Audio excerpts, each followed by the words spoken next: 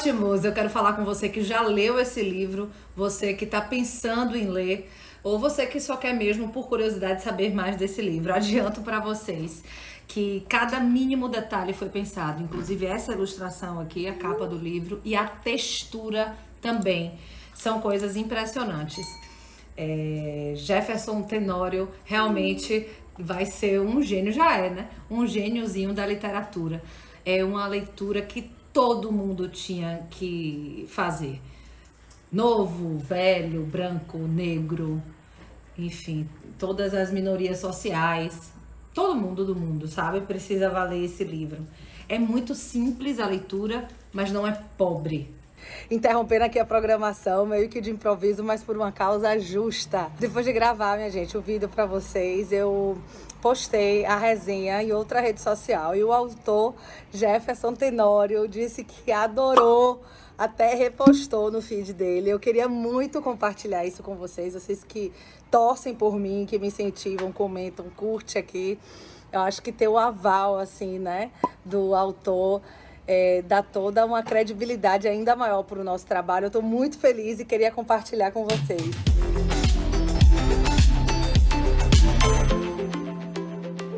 A capa do livro, vamos começar, né? O livro que é da Companhia das Letras, um livro de 188 páginas. É um homem negro, né? Repare que ele tá com os braços assim cruzados, né? Num trampolim e com receio de cair ali na piscina. Essa situação aconteceu. É uma situação histórica em que Martin Luther King foi impedido de entrar numa piscina. E aí jogaram ácido dentro da piscina para que ele fosse impedido de pular. É um livro, uma cena que já retrata o racismo, a crueldade do racismo.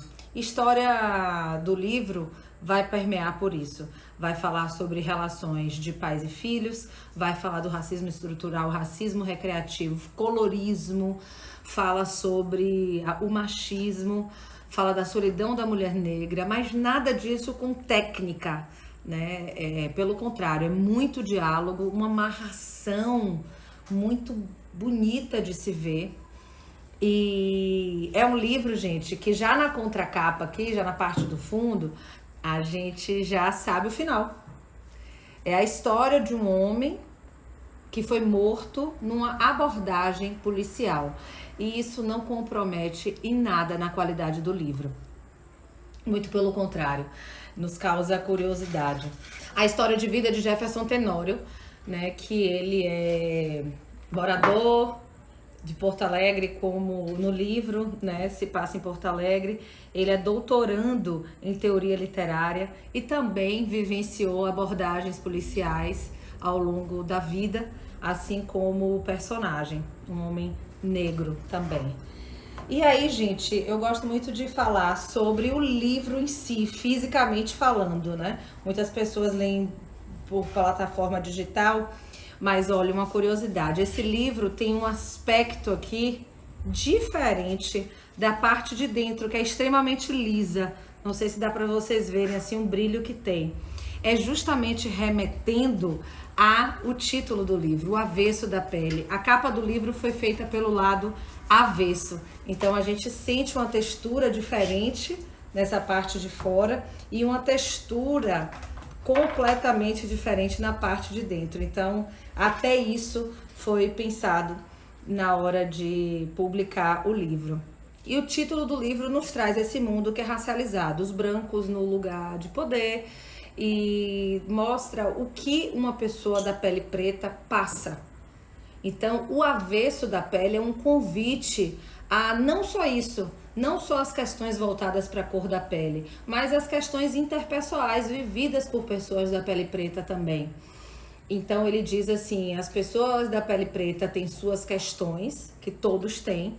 Além disso tudo, ainda precisa lidar com racismo, além de toda a questão problemática de distanciamento de pai e filho, além das brigas com a mulher, além das questões financeiras, além do trabalho que não remunera bem, ele ainda precisa lidar com o racismo. Então é um convite justamente a isso. E me faz também lembrar de um termo que está muito em alta agora, que é o Wiki Preto, que essa tentativa do branco de estar sempre solicitando a explicação do negro para tudo que ele tem dúvida relacionado à raça. Então ele pergunta, fala-se negro ou fala-se preto? A pessoa negra está às vezes no momento de lazer e o outro vai lá e já quer falar algo sobre racismo. Você viu que absurdo fizeram com o negro e tal e tal? Às vezes a pessoa não quer falar daquela dor, porque dói nela também. Um semelhante que sofre algo, né, que você também sofre ou já sofreu, você falar sobre isso incomoda. Então, em vez da pessoa branca procurar entender pelos seus meios ou nos momentos que sejam oportunos, né, de repente no momento de palestra, quando alguém está contando espontaneamente uma situação, ela prefere incomodar as pessoas negras, né, fazendo essas perguntas que não são pertinentes. Então é mais ou menos, eu pensei muito nesse avesso da pele. Nós não somos só um corpo negro, né? Nós não somos só aquela pessoa que você vai solicitar para dar uma palestra no Dia da Consciência Negra. Temos outras questões além disso. Então é mais ou menos isso que remete o livro. O livro em si fala da história de Henrique Nunes, um homem de 55 anos que é professor de escola pública, e aqui eu já adianto que o livro fala sobre essas questões vividas pelos professores, a dificuldade, as mazelas da nossa educação, que você precisa resistir para continuar dando aula, né, diante de todas as dificuldades. E essa história é contada por Pedro, o filho de Henrique, um jovem de 22 anos, estudante de arquitetura. E ele se vê, começa o livro dessa forma, ele se vê diante dos objetos espalhados do pai morto e começa a fazer uma retrospectiva da vida desse pai, desde antes dele nascer, inclusive, desde antes dele conhecer a mãe dele. E ele começa com uma frase que vai se complementar também no final do livro. É muito bonito esse recorte, né, que ele vai fazendo. Ele fala assim, às vezes você fazia um pensamento e morava nele, afastava-se, construía uma casa assim, longínqua, dentro de si. Era esse seu modo de lidar com as coisas. Hoje prefiro pensar que você partiu para regressar a mim. Muito bonito isso e vai se complementando ao longo do livro. O avesso da pele fala da história, né, assim como o Na Minha Pele, de Lázaro Ramos, da ausência da paquera, muitas vezes, do homem negro na adolescência, como é normal nos bailes, nas festas, e fala dessa questão do ser preterido, né, das meninas preferirem ficar com os mais branquinhos, com os mais ricos, e normalmente esse homem negro da periferia é preterido nesses lugares onde ele quer simplesmente fazer tudo que um adolescente faz, que é realmente paquerar, que é se divertir, né? E assim, como é que é a narrativa desse livro? É Pedro, filho de Henrique, que conta essa história em primeira pessoa. Ele fala de si, das suas relações, como foi a primeira vez que ele paquerou, perdeu a virgindade e tudo mais, dessa tentativa de proximidade com o pai também para contar essas coisas.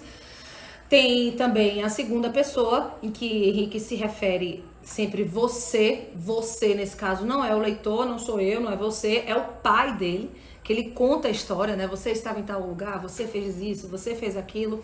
E a terceira pessoa que ainda existe nesse livro é Marta.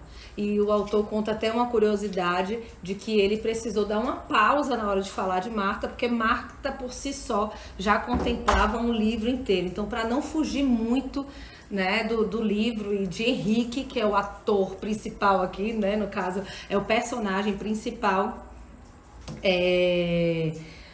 para ele não fugir muito disso. Quero lembrar que esse livro venceu o Jabuti 2021. É um livro premiado já, né? Lançado imediatamente premiado, foi lançado em 2020, premiado já em 2021. O livro já vai contando tudo que viveu, né, o autor, baseado nas dores do racismo, mas ele ainda não tem consciência disso. Então, aos 14 anos, ele é acusado de roubo, as pessoas perseguem ele consegue correr, 14 anos de idade, consegue se esconder numa igreja. O pastor salva ele, é um relato muito forte, muito denso, Depois disso, Henrique vai passar por outras 6 abordagens, no total são 7 abordagens ao longo da vida. No final do livro, ele conta detalhadamente como foi cada abordagem dessa, até chegar nessa abordagem final, que ele acaba morrendo aos 55 anos de idade. O livro nos traz muitas referências, tanto de música quanto de literatura. Então ele fala que no bar ele estava tocando o rap da diferença, né? Que é qual a diferença entre o charme e o funk. Essa música, né? Nos localizando do ano ali, por volta de 2005, foi lançado esse rap, né? Ele fala da música de Luiz Melodia, dos Racionais, Tim Maia, e traz referências justamente para nos localizar do tempo que está se passando aquela questão. As relações amorosas de Henrique também são relatadas no livro. E talvez, além da relação com Marta, a mais marcante foi com Juliana. Né? Com Juliana são diálogos muito interessantes e fala de discussões como o pacto, né, da branquitude, fala sobre racismo recreativo, fala sobre o racismo estrutural. Então, Juliana é uma mulher branca e que os lugares, por exemplo, que o Henrique chegava antes sem ela e que ele era olhado, né, de certa forma com estranheza, né, um preto por aqui, né, como o racismo faz, com a companhia de Juliana era como se ele tivesse permissão para aqueles determinados lugares. Quando ele foi conhecer a família de Juliana e ao longo do namoro, ele sempre passou por questões como, o preto é mais resistente à dor. Ele ouviu coisas como, você corre, porque todo negro corre muito rápido, você não é bom de natação, né? Então todos esses estereótipos, né, que ele passou, aquelas brincadeiras tiradas como brincadeiras, que na verdade é racismo recreativo. Tem um livro de Adilson Pereira, jurista, né? Ele fala muito bem sobre isso.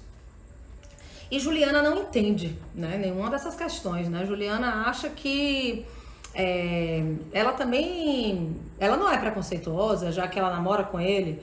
Ela também sofre suas questões, porque as amigas dela perguntam muitas coisas a ela, tipo sobre o tamanho do órgão sexual, sobre o desempenho dele, já que existe também o estereótipo de homem negro como que tem um desempenho sexual ou que tem o órgão sexual maior, enfim, sempre colocado com essa hipersexualização.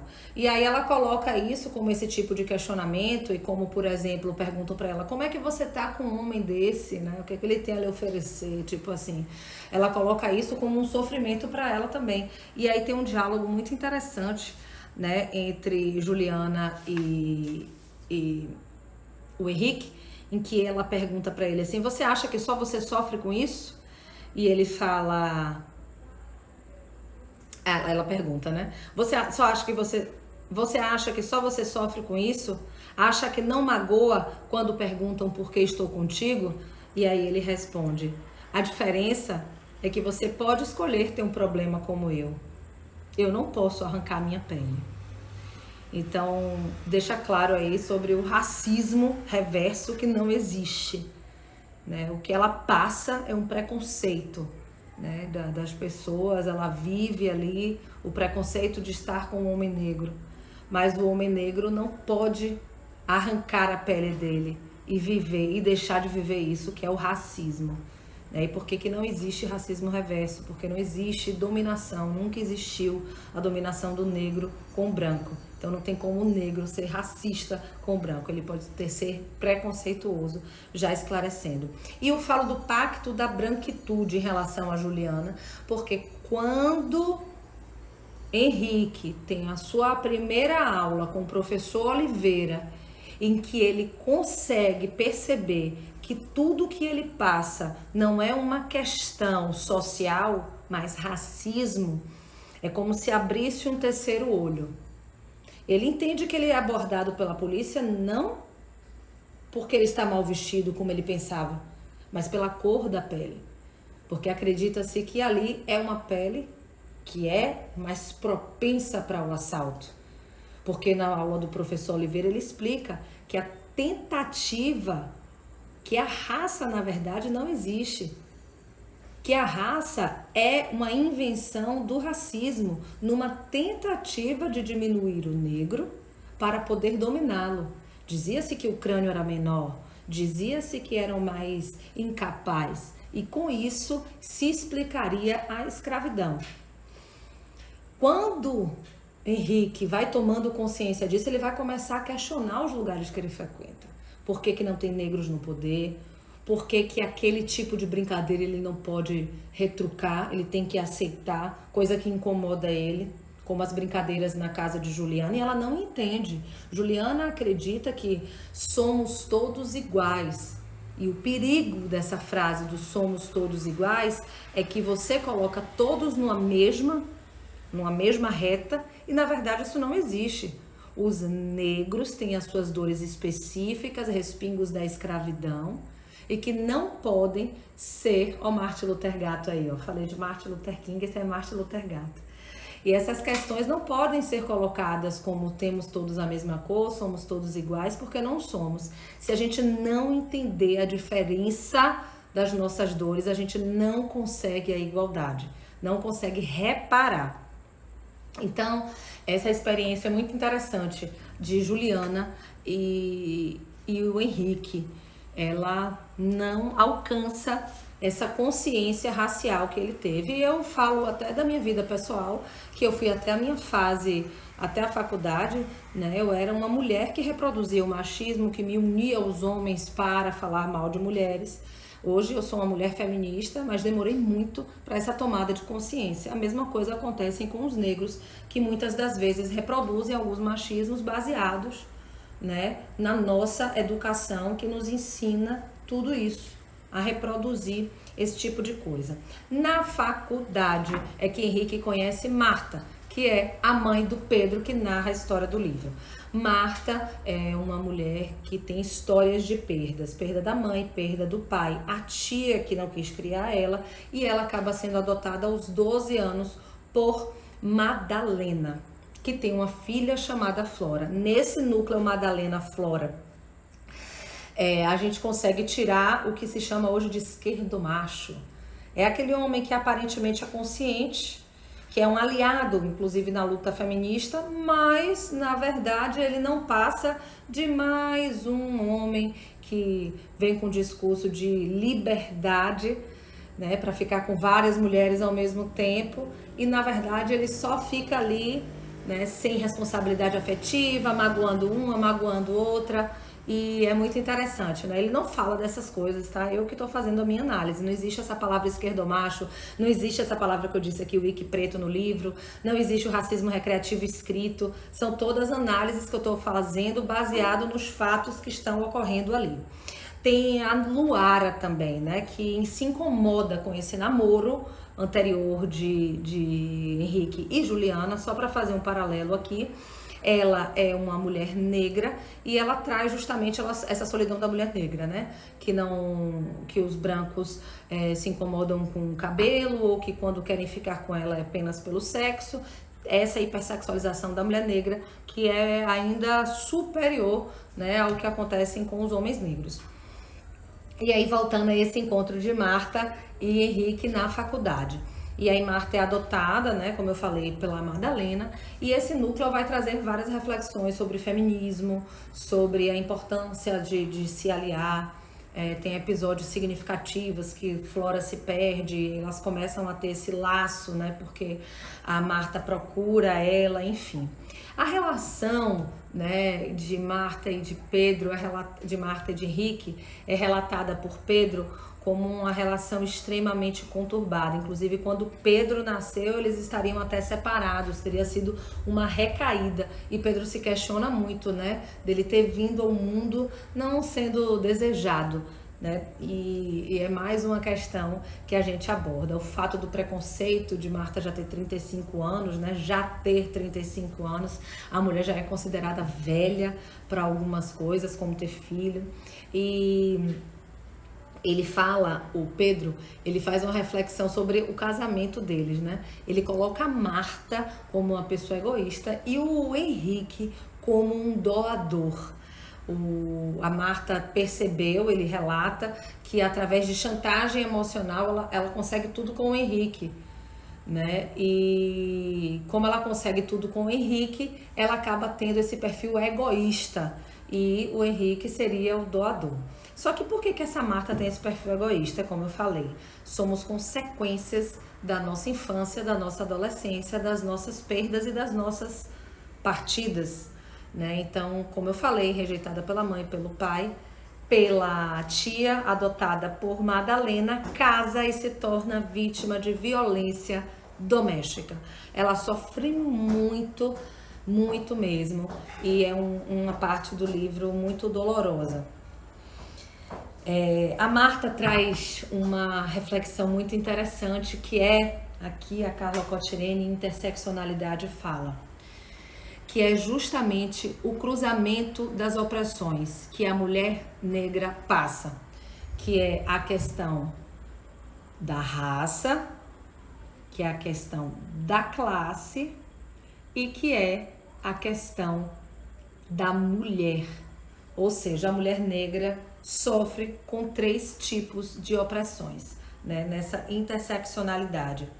E aí ela questiona, como Lélia Gonzalez também questionou, o movimento negro de racista, de machista, o movimento negro de machista e o movimento feminino de racista, porque essa mulher negra não se sente contemplada no movimento negro e não se sente contemplada no movimento feminista, que não abarca pautas específicas da mulher negra, como a solidão da mulher negra. A mulher branca não passa por isso, ela passa por algum tipo de rejeição em determinado momento, mas não é tão a fundo, não é desde sempre, não é uma coisa impregnada que está ali, essa ausência de afeto. E a Marta, num diálogo, quando o Henrique cobra para ela um posicionamento racial, uma militância, digamos assim, ela pergunta: onde é que estava o movimento negro quando aos 13 anos eu era assediada nas ruas? Então é um diálogo de extrema importância. Minha gente, as histórias vão se passando e uma crítica que eu acho que é muito válida é a profissão do Henrique de professor, sem elementos tanto financeiros, como ele merece, como estruturais para poder dar uma aula ali de qualidade. Então ele lida com situações como uma briga de cadeiras dentro da sala, ele lida inclusive com um aluno que está fechando um baseado de maconha e ele fala: não nos ensinam, né, como lidar com uma situação como essa. Mas ele chega e pacientemente tenta entreter a turma de forma com uma resistência à educação, dizendo que vai levar ali um homem assassino para explicar o que é que pensa um assassino. E aí ele começa a entreter a turma ali e, na verdade, o que ele leva é um livro de Dostoiévski chamado Crime e Castigo, que fala da história de Raskolnikov, e nesse momento ele fala do que passa na cabeça de Raskolnikov, né? Ele mata 2 pessoas e diz que se matou também naquele momento, já que ele passa a se culpar eternamente. Então fica o questionamento, né? Até onde vai a penitência, a punição, né? E ele se pune para sempre, né? E aí tem um diálogo com os alunos, mas bandido não se arrepende e tal, e ele começa a entreter esses alunos. Gente, eu passaria muito tempo falando sobre esse livro, mas já tá ficando longo demais. Eu tô muito encantada, de verdade. Esse livro fala ainda de uma crítica à psicanálise, porque diante desse relacionamento conturbado de Marta e Henrique, eles tentam ir para a psicanálise e Henrique não se sente contemplado nisso. E por que Pedro escreve tudo isso? É uma forma de cura, é uma forma de personificar o pai, é uma espécie de uma carta, mas não seria bem uma carta. É de fato tornar o pai ausente pela ausência de vida da relação deles e a ausência depois da morte como presente, como de fato um processo para que ele consiga lidar da melhor forma com esse luto. Ele diz que quando um pai morre, um filho morre um pouco também. Eu, como uma mulher que não sou negra, eu entendo que esse livro funcionou para mim como um processo que Grada Quilomba retrata em Memórias da Plantação, que é o de tomada de consciência racial, como mulher branca nesse caso. E ela fala aqui nesse livro que quando a gente se dá conta dessa questão racial, nós brancos passamos por um movimento, né? Que para mim já passei, né? Mas eu me refiro ao sentimento, né? Quando se lê esse livro, que é da negação, nega-se, né? Eu não sou racista, vem a culpa, né? De depois que você percebe, né? Que você se sente culpado, vem a vergonha de ter reproduzido o racismo durante tanto tempo. Aí você se reconhece como racista, entende que você não é um culpado por isso, que você também recebeu essa educação. Vem o reconhecimento e, por fim, a reparação, né? Que é a gente sair dessa sensação de o racismo existe agora, mas vamos tentar mudar isso. E começar a refletir no nosso vocabulário, começar a refletir nas nossas relações, começar a questionar lugares de poder onde só tem pessoas brancas. É isso, minha gente. Eu espero que vocês tenham gostado. Eu amei. Eu mostro pra vocês aqui como tá totalmente grifado, sublinhado. Depois de ler, eu reli.